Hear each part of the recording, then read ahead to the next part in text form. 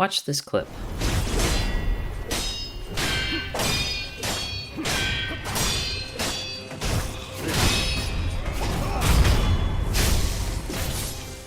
As a gamer, would you say this clip is satisfying? Yes? Can you tell me why? As a game developer, I wanted to figure out why moments like these just scratch that itch on your brain. It's safe to say a very important element in a good game is for it to be satisfying to play. Psychologist Miyai Csikszentmihalyi, aka the man who coined the term flow state, says in his book, Flow, there are 8 key components to enjoyment. Doing tasks with a reasonable and clear goal, tasks which are challenging but not impossible, immediate feedback, deep but effortless involvement, a sense of control, doing tasks which you can focus intensely on, and tasks where you lose your sense of time. All of these can relate to enjoying a game, but for the purpose of this video, we're going to dive into 3 of these categories. Immediate feedback, which is exactly as it sounds, so I will refer to it as such, a sense of control. Flow notes control is the idea of not having to think of the consequences of making a wrong move. I will call it a game's smoothness, or how well a game both guides you and responds to your actions. And last but not least, intense focus. A game with lots of depth, while not immediately satisfying, can be gratifying once you learn the ins and outs. First on the list, Csikszentmihalyi says feedback is important because it tells us we are meeting basic goals. In games, feedback is there to let you know something is indeed happening and can also let you know if you're right or wrong. It's a bit like clicker training an animal, except you are the animal. When I think of feedback in games, the first thing popping into my head is audio feedback, in the form of sound effects which play after certain events. The most iconic example of this is the humble hit marker, which just lets you know when you've hit your target. It really seems like a no-brainer to have hit markers in a shooter game, so it's really easy to take them for granted. So let's take a peek at what gameplay looks like without hit markers.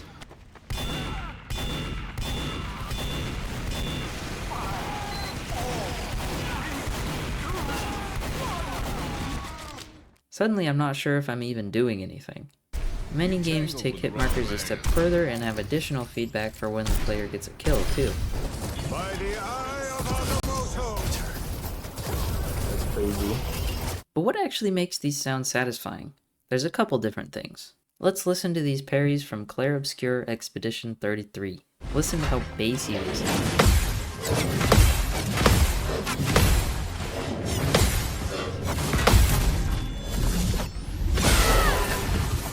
As a player, I can really feel the impact of the attacks being parried because of the heavy, clearly audible sound. You can really feel the vibrations from a sound effect like this. On the other hand, negative feedback is equally as important as positive feedback in guiding the player.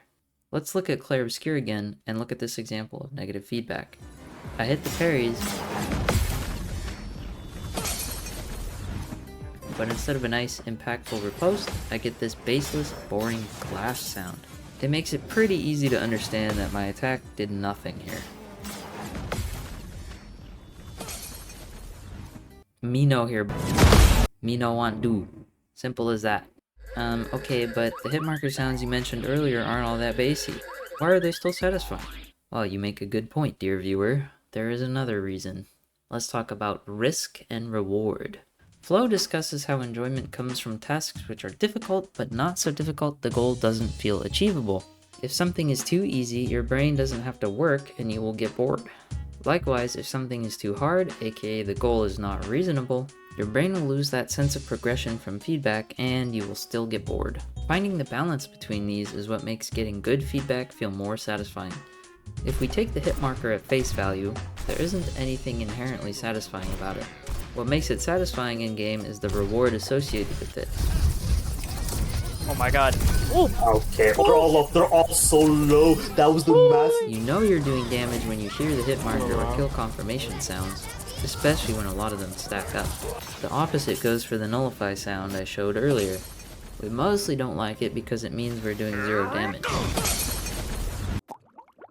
Didn't you hear me? I said I'm ready. There's no reward associated with it. Look what happens when we make our hit marker sound the same as the nullify sound. It actually starts to sound a little more like something you want to hear, right? The bigger the reward, the more satisfying it is. Of course, pulling off risky plays with big rewards can amplify the feeling. Deadlock has a parry mechanic of its own. Landing a parry successfully plays this sound, and makes enemies take double damage for a few seconds. If we miss the parry, however, it goes on cooldown and we become vulnerable to melee attacks. Missing or hitting the parry will often be the difference in getting a kill or being killed. Technically speaking, landing a parry in Deadlock isn't all that difficult, you just have to press the parry button at the right time. It's the risk factor which makes it satisfying. In this clip, I got a little too aggressive and started getting punished for it. I'm taking their shit. I don't have vision on you. You need me? So I just decided to go for the parry and I end up landing it. It's likely if I missed that parry I would have died or been severely punished, but instead I got the satisfying reward of 2 kills. As an example of difficulty without risk, here's Wu Yang from Overwatch. His attack is an orb which follows your crosshair. Going for long shots with him isn't really that risky, but hitting snipes can be difficult because of other players' unpredictable movement and the time it takes for the orb to travel, which just makes it all the more satisfying when you hit shots like these. Oh my. In addition to the audio feedback, it is very important to note these events all come with visual feedback too, which not only adds to the dopamine hit when you get one, but can also help you better identify what is actually happening, especially in a chaotic game like Deadlock. Let's watch these clips and tell me if you can spot the feedback I've mentioned so far. Devin's on the roof. That's crazy. Even amidst the chaos, I can clearly see the points where I landed the parry and got kills. That's crazy. Knowing what is happening in a game does give some sense of control. Something that can really impact your sense of control is downtime. Downtime being the time you spend not playing the game. A game which flows well, pun intended, is a game that responds nicely to input, provides some level of guidance, and has as little downtime as possible. A good example of this is the older Pokemon games. There is no indicator of whether or not an attack will work, so you're left to keep checking the type effectiveness chart in between moves until you memorize the type matchups, aka time spent not actually controlling the game. Combine this with each move having its own type, some Pokemon have dual types, and unique abilities which may nullify or enhance moves outside of the chart, and you end up with the player having to have multiple wiki pages open just to play. Wiki-slop games, endearing, as some may call them nowadays, have their own charm, but imagine how much smoother your experience would be in these games if all that wiki information was directly accessible inside of the game. Minecraft took steps to alleviate the wiki problem when they added the recipe book all those years ago. Recipes even unlock as you collect new materials so as to not overwhelm the player with information. We'll cover more about these games later as they're actually very relevant to the last topic. Anyways, circling back to Pokemon, modern Pokemon games have not only added visuals to show the type of a move, but have also added a feature which tells you if a move will be effective against the Pokemon you're fighting. This feature has removed the need to remember typings, and now the player no longer has to refer to the effectiveness chart. Way less downtime. While it might be obvious to some, I can't talk about smoothness without mentioning optimization. My PC! Some games just don't run well even if you have a beefy system. A recent experience I had with this problem was Borderlands 4. The game looks nice and has fun gameplay, but the menus and load times, especially in multiplayer, felt clunky and slow to the point where I actually tried to limit the time I spent in the menus because I didn't want to deal with them. Compare that to the menus of Borderlands 2, which are much snappier and more simplified.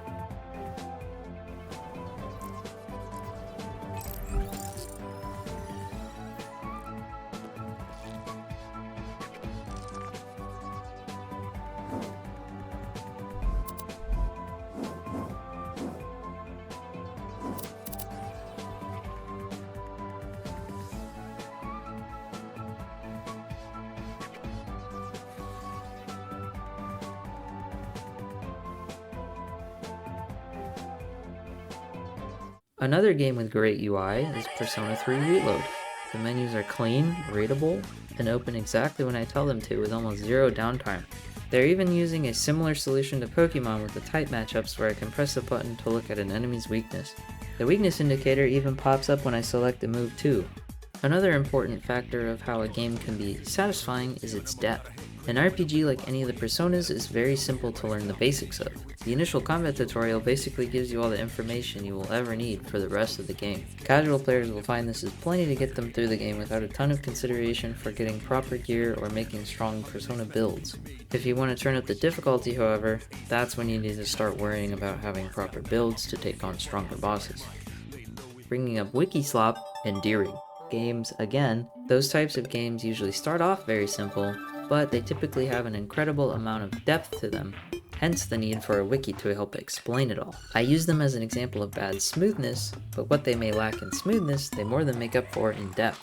The satisfaction in these games comes from learning new things and successfully putting them into practice.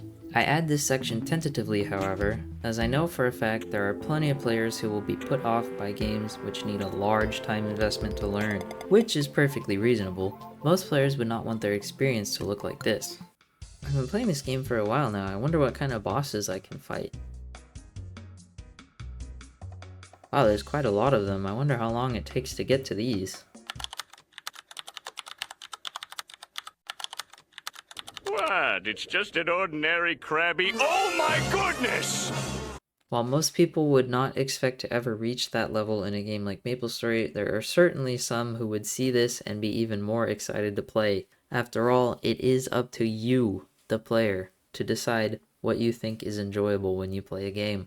I've just shown you the elements of what can make a game both satisfying and fun. But before we end this video, let's quickly go back to the Sekiro clip from the beginning. Watch now how it hits all three major points. We have feedback telling me I'm hitting the parries, with the sounds and the visuals of the sparks. We have little to no downtime in between actions. You can parry again or move almost instantly after a parry. And depth. Parrying the attacks is just the push of a button. But learning the patterns of the boss and the timing of the parries is not something you can just do first try. Would you say this video was satisfying? Are there any topics you would be interested in seeing next? Subscribe and let me know in the comments. Thank you all for watching.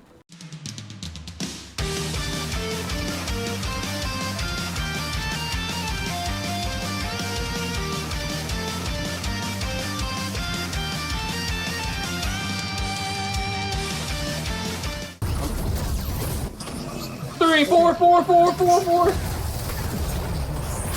Oh, hey, my bag is back. Wow.